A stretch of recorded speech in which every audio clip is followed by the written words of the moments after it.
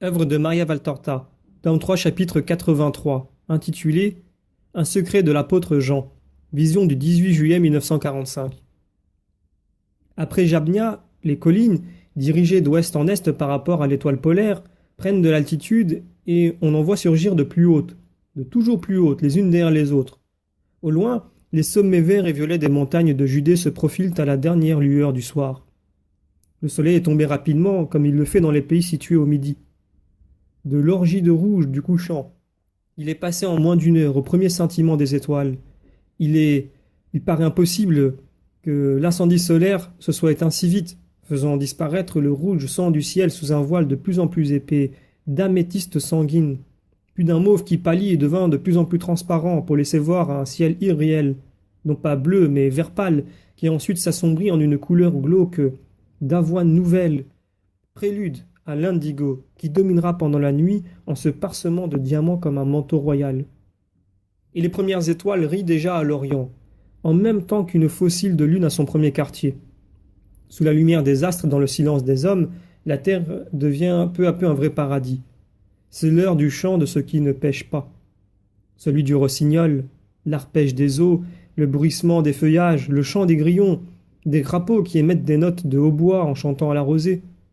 Peut-être que les étoiles là-haut chantent elles aussi. Elles sont plus proches des anges que nous. L'incendie de la chaleur s'éteint progressivement dans l'air de la nuit, humide d'une rosée si douce à l'herbe, aux hommes et aux animaux. Jésus a attendu au pied d'une colline les apôtres qui sortent de Jamnia, où Jean est allé les prendre. Il parle longuement avec Judas, lui remet des bourses d'argent et lui donne des instructions pour leur répartition. Derrière lui se trouve Jean, qui tient le bouc et reste silencieux entre Simon le Zélote et Barthélemy, qui discutent de Jabnia, où André et Philippe se sont distingués. Plus à l'arrière, en groupe, tous les autres parlent à haute voix et font une sorte de récapitulation de leur aventure en Philistie. Ils manifestent clairement leur joie de revenir prochainement en Judée pour la Pentecôte. Vraiment, nous y allons tout de suite ? Demande Philippe, épuisé de parcourir les sables brûlants. C'est ce qu'a dit le maître. Tu l'as entendu, répond Jacques, fils d'Alphée. Mon frère le sait certainement, mais il semble perdu dans ses rêves. Ce qu'ils ont fait pendant ces 5 jours est un mystère, dit Jacques, fils de Zébédée. Oui, or moi je n'en peux plus du désir de le savoir. Au moins cela pour nous récompenser de cette purge à Jabnia. 5 jours où il fallait surveiller chaque mot, chaque regard, chaque pas pour éviter un malheur, dit Pierre. Nous avons pourtant réussi. Nous commençons à avoir un certain savoir-faire, souligne Matthieu d'un air satisfait. Vraiment, j'ai tremblé 2 ou 3 fois. Ce sacré Judas. N'apprendra-t-il donc jamais à se modérer, dit Philippe. Quand il sera vieux. Et pourtant, si l'on veut, il agit dans une bonne intention. Tu l'as entendu ? Le maître lui-même l'a reconnu. C'est par celle qu'il agit ainsi, dit André pour l'excuser. Pierre intervient. Naturellement, le maître a dit cela parce qu'il est la bonté et la prudence, mais je ne crois pas qu'il l'approuve. Il ne ment pas, lui, réplique Jude.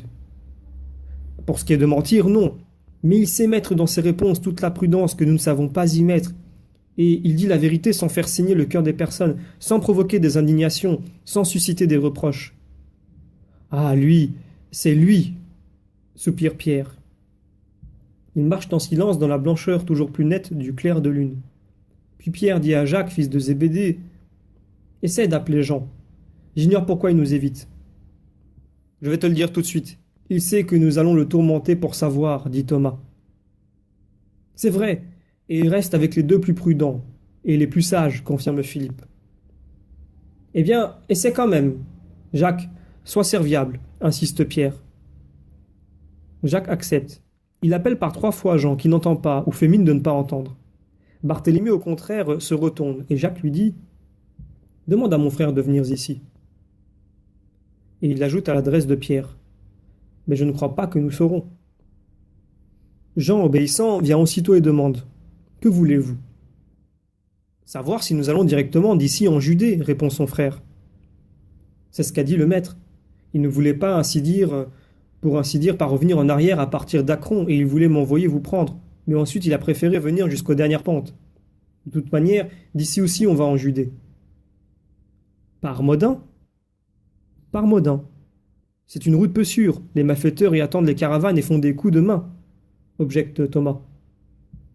Oh, avec lui, rien ne lui résiste à lui.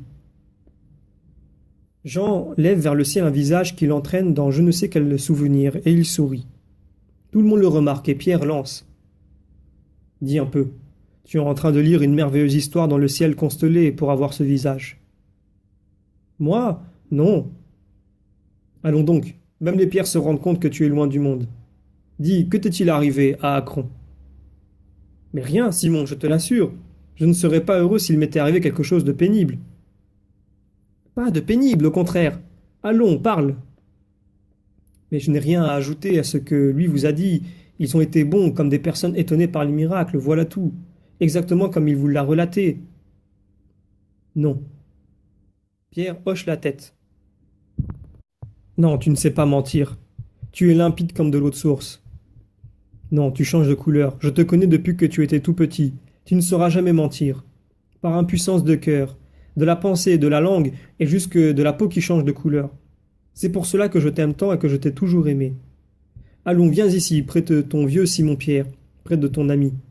Tu te souviens quand tu étais petit et que moi j'étais déjà un homme, comme je te choyais? Tu voulais des histoires et des barquettes de liège qui ne font jamais naufrage, disais-tu, et qui te servaient à aller au loin. Maintenant encore, tu vas au loin, et tu laisses sur la rive le pauvre Simon. Et ta petite barque ne fera jamais naufrage. Elle s'en va, couverte de fleurs, comme celle qu'enfant tu lançais à Bethsaïde dans le fleuve pour que le fleuve les porte au lac et qu'elles suivent leur chemin tout au loin. Tu t'en souviens? Je t'aime bien, Jean. Tous nous t'aimons bien. Tu es notre voile. Tu es notre barque qui ne fait pas naufrage. Tu nous emmènes dans ton sillage. Pourquoi ne nous racontes-tu pas le prodige d'Akron? Tout en parlant, Pierre entoure de son bras la taille de Jean. Mais Jean cherche à éluder la question en disant « Et toi qui es le chef, pourquoi ne t'adresses-tu pas aux foules avec la même intensité persuasive que celle dont tu te sers à mon égard? Elles ont besoin d'être convaincues, moi pas. C'est qu'avec toi, je me sens à l'aise. Toi, je t'aime. Elles, je ne les connais pas, dit Pierre pour s'excuser. Et tu ne les aimes pas, voilà ton erreur. Aime-les, même si tu ne les connais pas. Dis-toi, elles appartiennent à notre Père. Tu verras, tu auras l'impression de les connaître et tu les aimeras. Vois en chaque personne autant de gens. C'est vite dit, comme si on pouvait échanger aspic et porc-épic contre toi, qui est un éternel enfant. Ah non, je suis comme tout le monde. Non, mon frère, pas comme tout le monde. Nous autres, sauf peut-être Barthélemy, André et Simon le Zélote, nous aurions déjà dit, même aux arbres, ce que nous serait arrivé et qui nous rendrait heureux. Toi, tu te tais, cependant tu dois le dire à moi, ton frère aîné. Je suis pour toi comme un père, dit Jacques, fils de Zébédée. Mon père, c'est Dieu, mon frère, c'est Jésus, ma mère, c'est Marie. Alors, le sang, pour toi, cela ne compte plus, Cyril Jacques?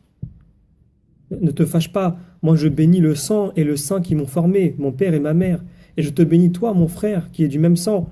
Mais c'est parce que mes parents m'ont engendré et élevé pour me permettre de suivre le Maître, et toi parce que tu le suis.